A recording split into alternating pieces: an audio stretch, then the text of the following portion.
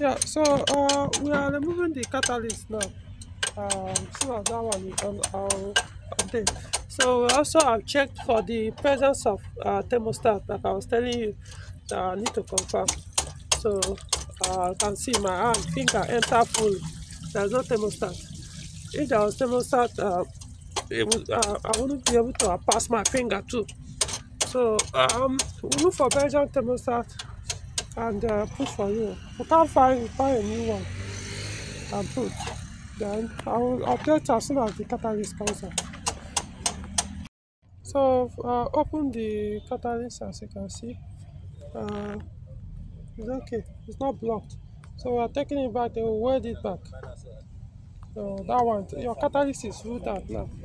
So next thing now is to do the this thing. What is it called? Put the thermostat. It's raining. When the rain stop, then we'll consider look at the option of reversing the fan back to factory. Then take the car for a drive. Okay.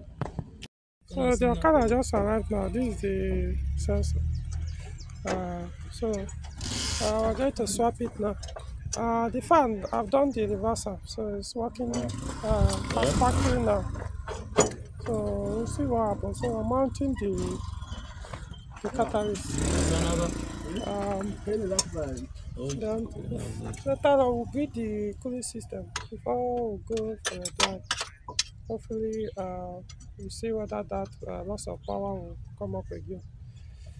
Alright. The oil level sensor is not good, so let me show you.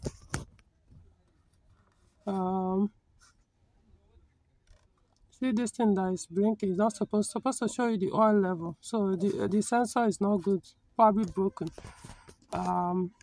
So there's nothing we can do about that. Because if you lose it, the entire oil and the engine will go throw away. So it's better done. Either you drain the entire oil and then change the sensor, or you leave it when next you want to change your engine oil. Okay, so I want to start the car now. Then, so I'll update.